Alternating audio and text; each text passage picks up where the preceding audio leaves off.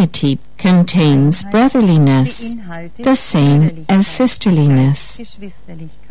The brotherliness, which is the same as sisterliness, contains justice, because before the countenance of God all His children are equal. This is the path to the kingdom of God, and there is no other way.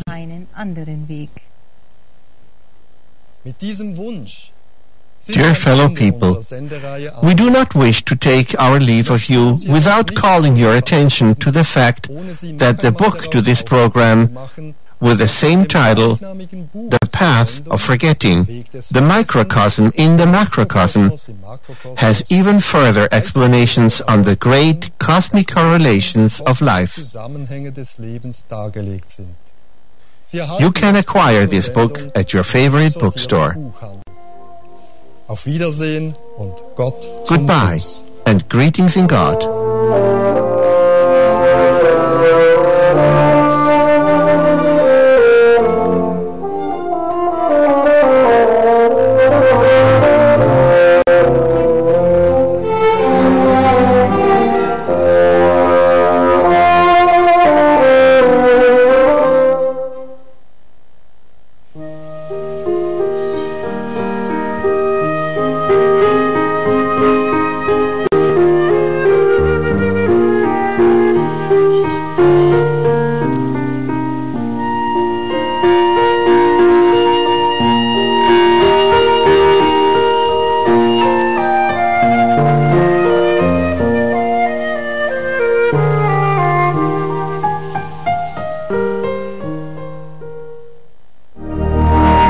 The truth about each one of us lies in the stars, for the heavenly bodies know each of us through and through. How can we understand this? Every person has his own personal past, and yet there are so many things we can no longer remember. We simply say the past is forgotten. But is it? No energy is ever lost. So where then are the energies of our feeling, thinking, and acting? Jesus of Nazareth said, "Verily, the very hairs of your head are all numbered." Today, this is no longer inconceivable. Navigation devices bring us to any place of destination. Satellites record every corner of the earth. In relation to the recording capacity and precision of the cosmic bookkeeping, all of this is only the most imperfect and primitive technology. The Path of Forgetting, the Microcosm and the Macrocosm by Gabriella, is an engrossing read that gives insight into the cosmic correlations that are significant for every moment of our life on earth. Gabriella, the prophetess and emissary of God in our time, explains, among other things, about the pathways and sojourns of the soul in the beyond, the preparation for a renewed incarnation, or the path of evolution on the way back to our eternal homeland, to the seventh-dimensional kingdom of God.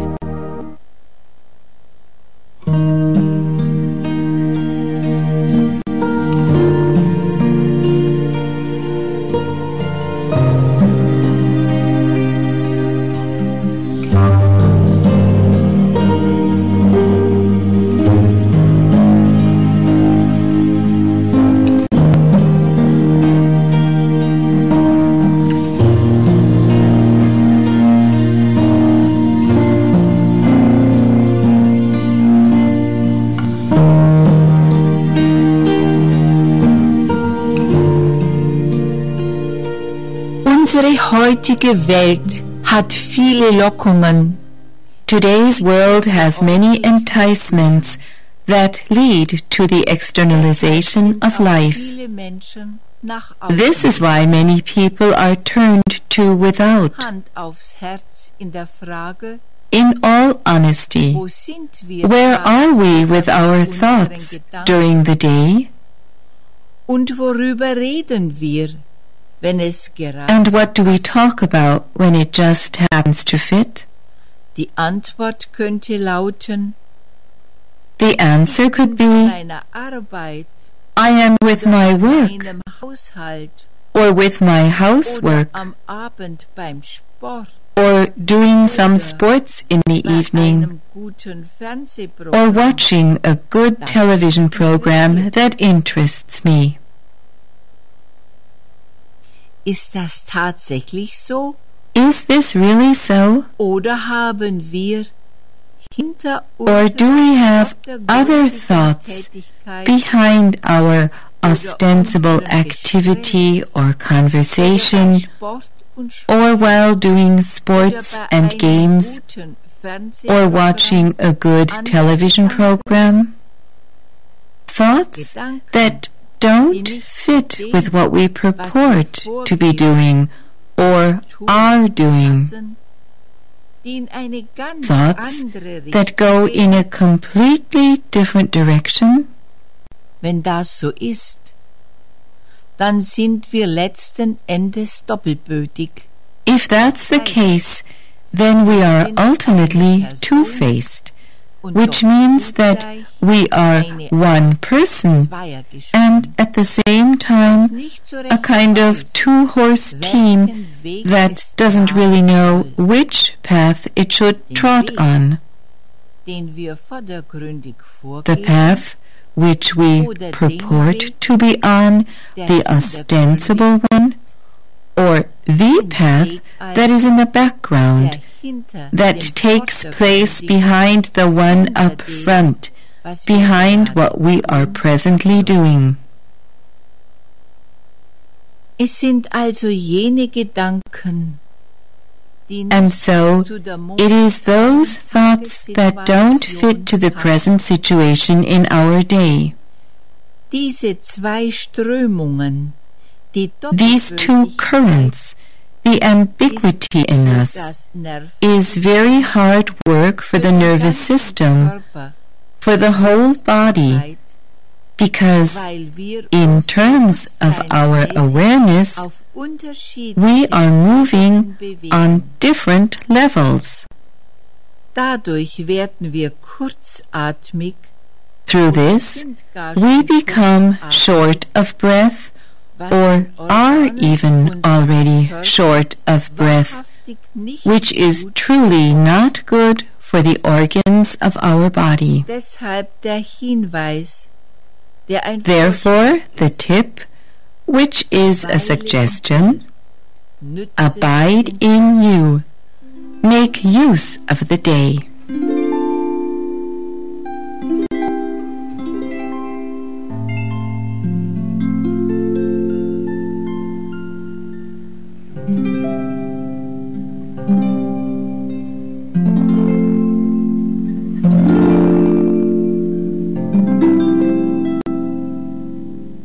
In unserem Tagesablauf gibt es immer mal wieder Minuten. Frequently during the course of our day, there are minutes that we could use to abide in ourselves. Perhaps you have the opportunity to withdraw for a few minutes during the day in order to breathe consciously and deeply and linger in yourself with a question: who pulls at me, or even wears me out? Ganz einfach. Wenn Sie wollen, verweilen plain and simple. If you want to, stay with yourself for several minutes. Inhale and exhale several times deeply. Ruhig und tief. If possible, calmly and deeply. However the deep breathing best suits you.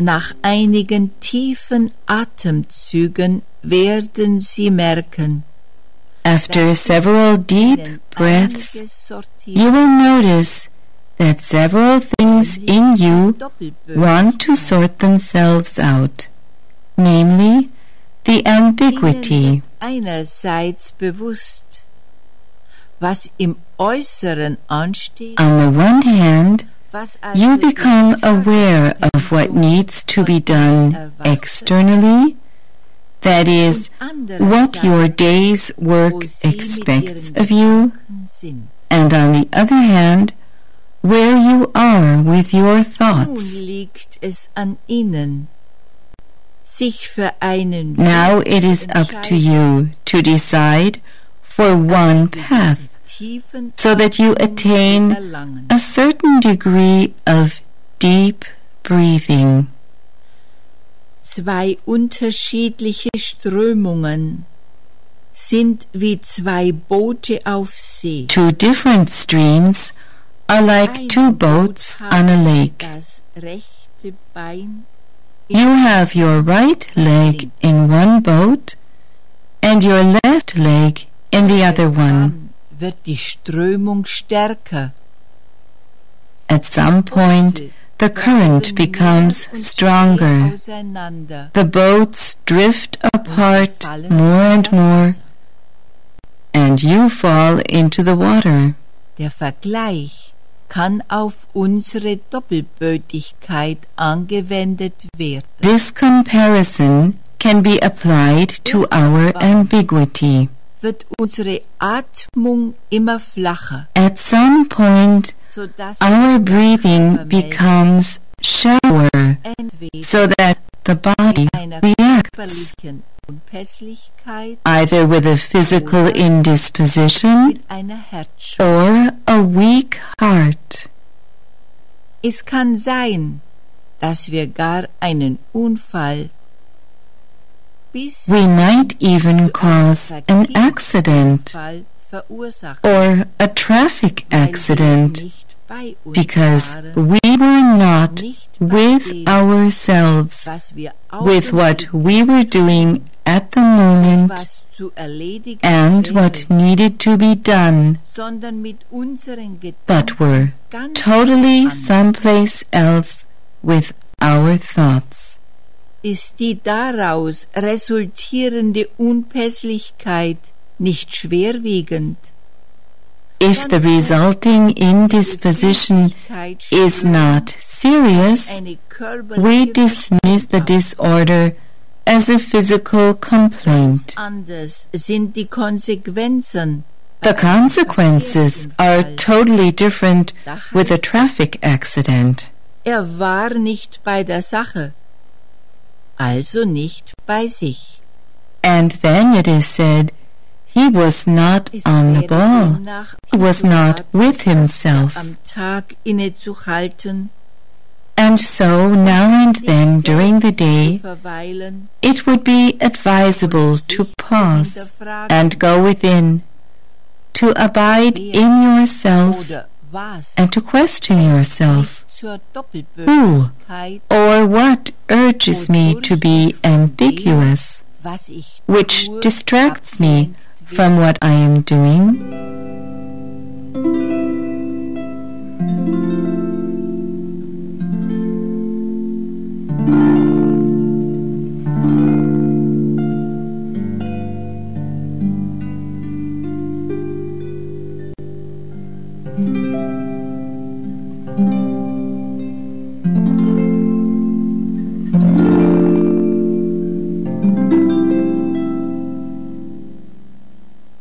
Nicht umsonst heißt eine Tageslosung, It is not for nothing that a motto for the day is, whatever you do, give it your all.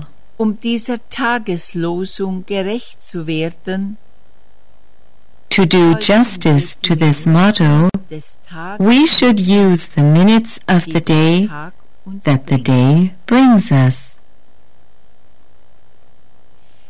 Wir könnten also mit der tiefen Atmung beginnen, And so, die we could begin Doppelbötigkeit with zu ergründen, deep breathing in order to figure out why we are ambiguous. Because in the person who breathes consciously and deeply, what is ostensible sorts itself out from what is in the background. Often, when questioning ourselves, we perceive only fragments of thoughts, which, however, stem from an unpleasant situation or a longer conversation, which still needs to be clarified and cleared up. Oder wir planen mit dem rechten Bein or with our right leg in the right boat, so to speak, we plan our evening or the weekend or even our next vacation, while on the other hand, standing with our left leg in the left boat, we do what the day expects of us. As employees, as workers, as managers, or as housewife. Whatever simply needs to be done. Wie lange kann das Zweibootige gut gehen? How long can this two-boat position go well? Wir uns angesichts dieser Aufzählung der Doppelbötigkeit, if in view of this explanation of ambiguity and the comparison with two boats, we should find ourselves in an undigested and unsolved difficulty, then the motto is, watch out. Was wir bei uns erkannt haben, let's not postpone what we have recognized in ourselves, but instead, let's get to work. Let's begin with ourselves to sort out and analyze what is not good. And, if possible, let's do this often during a day. Verweile in dir. And so this means abide in you. Make use of the day. Entsinnen wir uns dieser kleinen Tagesaufgabe. Let us remember this small task for the day. Abide in you. If we make use of the day more and more often, with our daily work, with our daily tasks, we will strive to always stand with both legs in one boat. Wer ist es, der uns daran erinnert? Who is it that reminds us of this? It's our breathing. Geht kurz und somit rascher, dann zeigt if it becomes shallow and thus faster, then via our nervous system it is showing us that we are getting hectic, that we are again becoming ambiguous, perhaps even putting one leg in the other boat. That is, again using two boats. Dann heißt die Devise erneut. Then once more the motto is, abide in you. Make use of the day. Liebe Mitmenschen, dear fellow people, ich wünsche Ihnen einen ausgewogenen Tag. I wish you a balanced day. Alles Gute. All the best to you. Gabriele. Gabriele.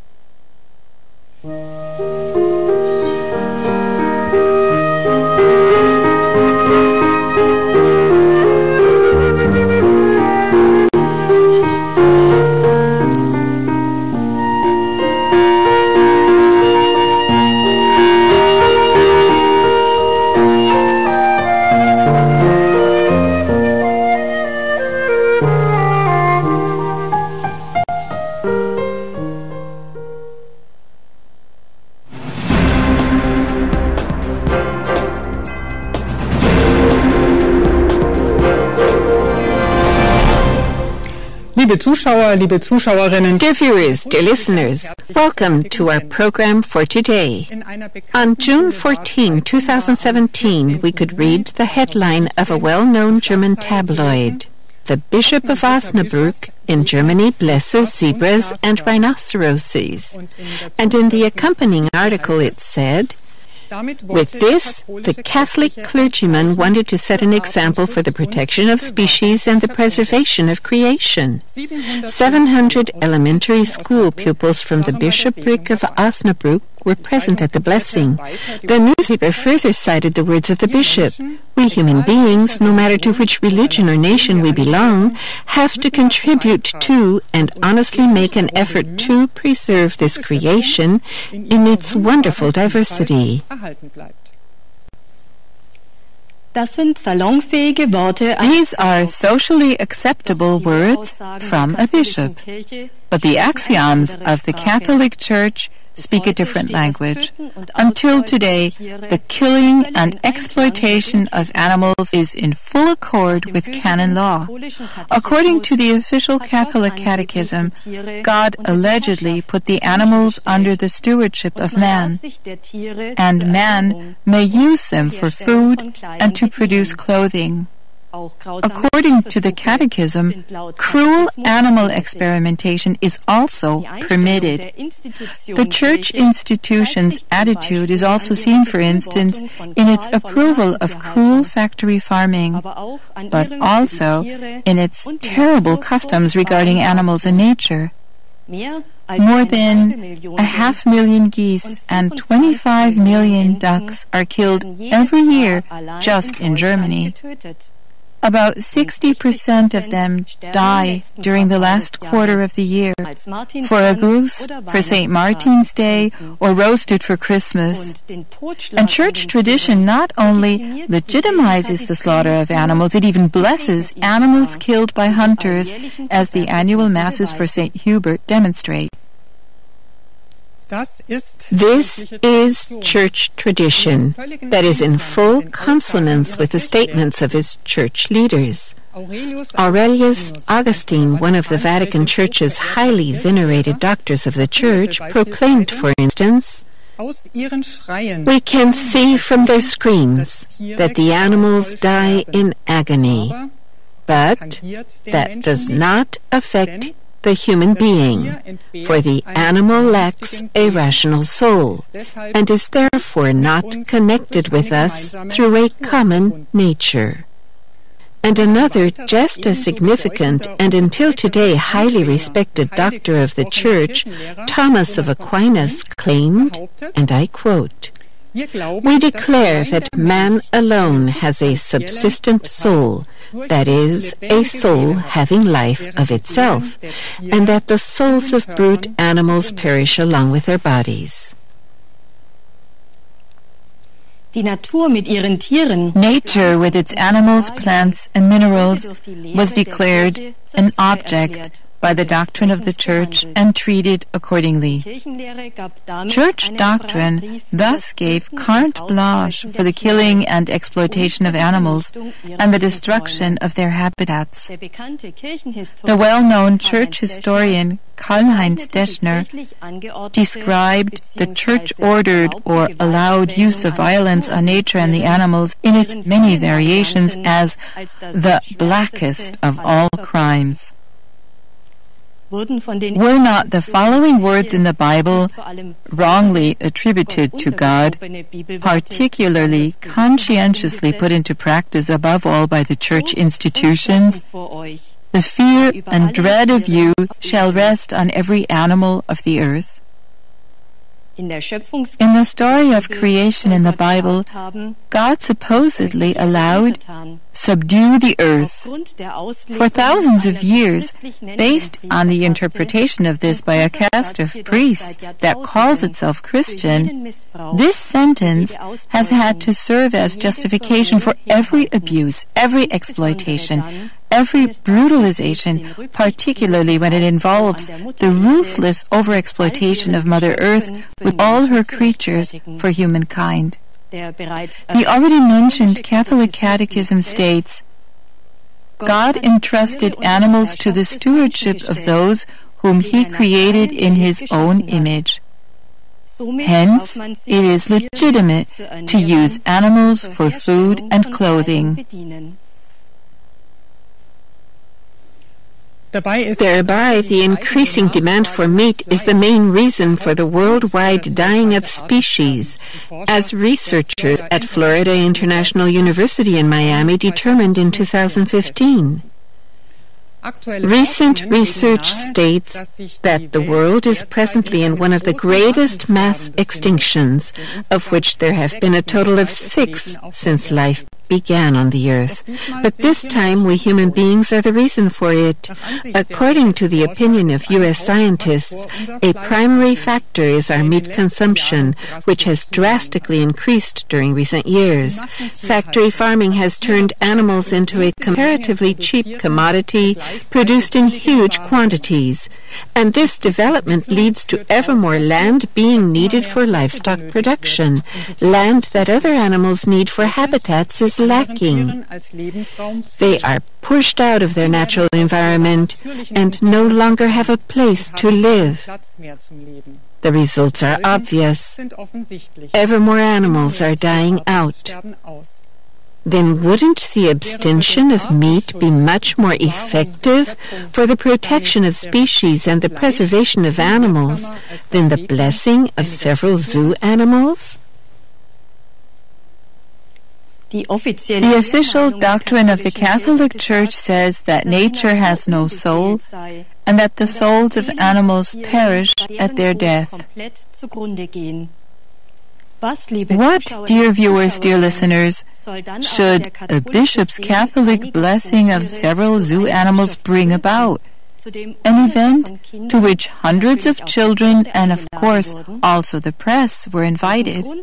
What reason is there that today a few animals are blessed by the Church? Animal worship services are put on, or prayer days for the animals are ordered, but nothing is done to counter the fact that billions of animals die for meat consumption. The fact is that the dogmas of the Catholic Church hold true until today, and Augustine and Thomas Aquinas are doctors of the Church, recognized and canonized in the Church until today. But then, what should we think about the socially acceptable blessing of several zoo animals before many children and well covered by the media? The well-known German author Wilhelm Busch also reached the conclusion: the blessing of nature is destroyed by the blessing of Rome. The true blessing for this earth would be the love for God and neighbor, taught by Jesus of Nazareth, that is lived. His message includes, "What you have done to the least of my brothers, you have done to me." His words do not apply solely to human beings, but also include the animals and nature. Dear viewers, dear listeners, with these thoughts we want to take our leave of you, and we'll be glad if you tune in again next time. Until then, greetings in God and goodbye.